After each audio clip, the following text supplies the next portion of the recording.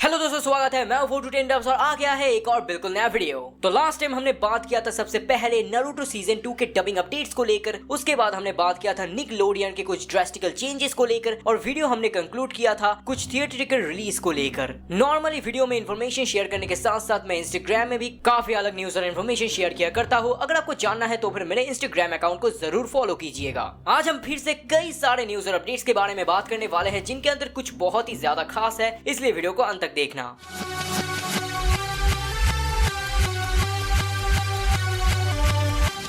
तो सबसे पहले हम बात करने वाले हैं कार्टून नेटवर्क इंडिया के अपडेट्स को लेकर, क्योंकि आज के वीडियो में यही अपडेट सबसे बड़ा होने वाला है। तो कार्टून नेटवर्क के वजह से ही मेनली 2022 से बहुत सारे चेंजेस हमें इंडियन एनिमे मार्केट में देखने को मिला है। मेनली उनके ड्रैगन बॉल सुपर स्टार्ट करने की वजह से ही इंडिया के काफी सारे नेटवर्क्स और कंपनीज एनिमे के ऊपर अपना हाथ बटाना स्टार्ट किए हैं। लेकिन यही कुछ महीने पहले जब वार्नर ब्रॉस और डिस्कवरी का मर्जर हुआ तब हम थोड़ा बहुत डिस्पेयर में थे, क्योंकि तब हमें लग रहा था कि कार्टून नेटवर्क इंडिया का अब भविष्य कैसा होगा, जबकि कंटेंट हिट बदला जा चुका था। लेकिन टू बी ऑनेस्ट हमें कुछ भी चेंजेस देखने को नहीं मिला। तब भी टीन टाइटंस को सारा दिन टेलीकास्ट किया जाता था, अब भी होता है। संडेज को ड्रैगन बॉल सुपर का न्यू एपिसोड आना और रात 9 बजे को जाके बिंज टेलीकास्ट होना। डिजिमॉन भी आने वाला है, मतलब कुछ भी बदला नहीं है। और इसी बीच हमें देखने को मिला है कार्टून नेटवर्क किड्स क्लस्टर का अभी के लिए जो हेड है उत्तम पाल सिंह, उनका एक इंटरव्यू, और ये सच में बहुत ही अच्छा है। इंटरव्यू नाइसली उन्होंने किक ऑफ किया है ये कह के कि वो लोग चाहते हैं कि इंडिया का एनिमे के लिए मेजर डेस्टिनेशन हमेशा कार्टून नेटवर्क ही रहना चाहिए। हाँ, टू बी ऑनेस्ट ये स्टेटमेंट एकदम सही है, क्योंकि जिस तरीके से कार्टून नेटवर्क कंटिन्यूटी और गुड डबिंग के साथ एक एनिमे को टोटली टेलीकास्ट कर रहे हैं, अनलाइक एक और चैनल जो एक सीजन दिखाने के बाद सो पड़ते हैं, उसके हिसाब से कार्टून नेटवर्क एक अच्छा डेस्टिनेशन बन सकता है। सच कहूँ तो ये इंटरव्यू मेजॉरली हो या फिर माइनॉरली CNI का एनिमे डेस्टिनेशन होने का एक की फ्यूचर पॉइंट बन जाता है, क्योंकि यहाँ पर उन्होंने काफी सारी इंपॉर्टेंट चीजों को लेकर बात किया है।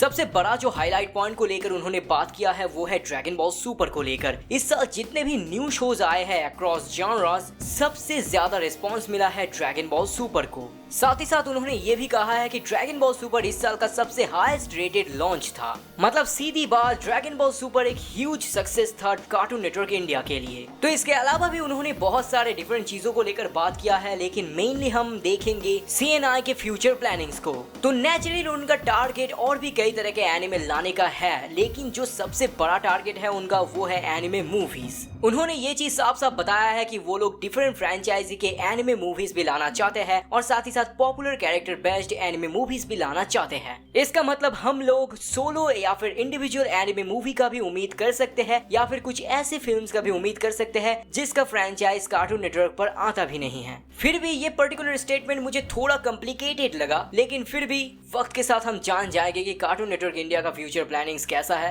लेकिन एक बात याद रखिएगा, कार्टून नेटवर्क इंडिया का प्लान है अपने चैनल को थोड़ा बहुत एनिमे ड्रिवन बना देने का, इसलिए याद रखिए कार्टून नेटवर्क का फ्यूचर एकदम भी खतरे में है नहीं। एनीवे, इसके बाद हम बात करेंगे एक पोकेमॉन के अपडेट को लेकर। मुझे पता है मैंने बहुत दिनों से पोकेमॉन के बारे में एकदम भी बात नहीं किया है, इसलिए मुझे लगा अभी सही वक्त है इसके बारे में थोड़ा बहुत बात करने का। तो दिवाली स्पेशल के हिसाब से सुपर हंगामा पोकेमॉन के कई सारे मूवीज को बैक टू बैक टेलीकास्ट करने वाले हैं सैटरडे और संडेज को 7 PM से एक सेगमेंट के अंडर में जिसका नाम है सुपर से ऊपर। लेकिन जाने दीजिए डिज्नी के अपडेट्स, मैं मेनली बात करने वाला हूँ पोकेमॉन के एंडिंग को लेकर, और ये particular sentence literal meaning carry करता है। तो लास्ट मंथ से सुनने को ये आ रहा है कि पोकेमॉन जर्नी शायद लास्ट एनिमे सीरीज होगा पोकेमॉन का। और एक चीज याद रखिए, इसका रीजन एनिमे खुद नहीं है। मतलब आप सोच सकते हो कि ऐश चैंपियन बन जाएगा तो फिर उसके बाद दिखाने लायक है क्या? तो फिर मैं बता देता हूँ, पोकेमॉन कंपनी एनिमे को हमेशा ही एक एडवर्टाइजमेंट टूल के हिसाब से इस्तेमाल करते हैं, तो फिर वो पोकेमॉन एनिमे को कभी भी रोकना नहीं चाहेंगे। पोकेमॉन एनिमे रोक देने का मेन रीजन होने वाला है पोकेमॉन के बिहाइंड एनिमेशन स्टूडियो OLM। तो रिसेंटली पोकेमॉन के एक एनिमेटर ने खुद कहा है कि पोकेमॉन एनिमे खतरे में है, और मेरे ख्याल से ऐसा इसलिए कहा गया है क्योंकि शायद उनको नया एनिमे को लेकर आगे बढ़ने का कोई ऑर्डर ही नहीं मिला है। अगर पोकेमॉन जर्नीज के बाद कोई नया एनिमे आता है तो फिर वो ऑब्वियसली होने वाला है पोकेमॉन स्कारलेट एंड वायलेट को लेकर एक एनिमे, और नेक्स्ट जनरेशन आने के कई महीने पहले से ही उनको शायद ऑर्डर मिल जाता है उनका प्रोडक्शन प्रोडक्शन स्टार्ट कर देने का, लेकिन मेरे ख्याल से उनको शायद कोई ऑर्डर ही नहीं मिला है नेक्स्ट जनरेशन के एनिमेशन को स्टार्ट करने का।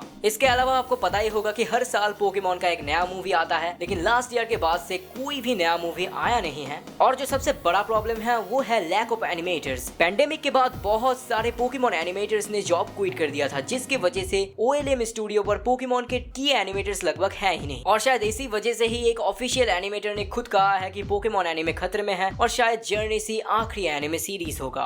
उम्मीद करूंगा कि ऐसा ना हो। मेरे ख्याल से पोकेमॉन के एनिमे के स्टूडियो को बदल दिया जाएगा, वही शायद एक आखिरी उपाय है पोकेमॉन एनिमे को कंटिन्यू करने का, लेकिन वो भी होना लगभग इम्पॉसिबल है क्योंकि OLM के पास पोकेमॉन एकदम शुरू से था, यानी कि 25 साल से भी ज्यादा। लेकिन देखते हैं क्या होता है। आपको क्या लगता है, पोकेमॉन एनिमे क्या सच में बंद हो जाएगा? इसके बाद एक छोटा सा अपडेट है डर्लिंग इन द फ्रैंक्स और फायर फोर्स के एनिमे अपडेट्स को लेकर। तो सुनने को ये मिला है कि अभी तक बस 10 ही एपिसोड डब हुआ है इन दोनों एनिमे का ही। तो आप समझ ही सकते हो ये दोनों एनिमे चाहे जिस किसी भी OTT प्लेटफॉर्म में क्यों ना आए, आने में काफी वक्त लगेगा। तो इसके बाद एक और छोटा सा अपडेट है निक और सोनिक को लेकर। तो आपको पता ही होगा कि रिसेंटली अभिषेक दत्त सर निक के किड्स क्लस्टर को ज्वाइन किए हैं और हमें जानने को मिला था कि काफी सारे एनिमेज आ सकते हैं क्योंकि उनके ज्वाइन होने के बाद ही कार्टून नेटवर्क इंडिया पर भी ड्रैगन बॉल सुपर आया था। लेकिन उन्होंने रिसेंटली एक चीज इन्फॉर्म किया है कि अगर इन दोनों चैनल्स पर कोई नया एनिमे आता है तो फिर वो टोटली किड्स ओरिएंटेड होगा, क्योंकि ये चैनल्स टोटली किड्स के लिए बना है। तो इसलिए शायद हम नारुतो ऑन सोनी या फिर dragon ball super on CNI जैसे कोई भी एनिमे का उम्मीद नहीं कर सकते। ज्यादा से ज्यादा कैलिबर शायद पोकेमॉन तक ही होगा।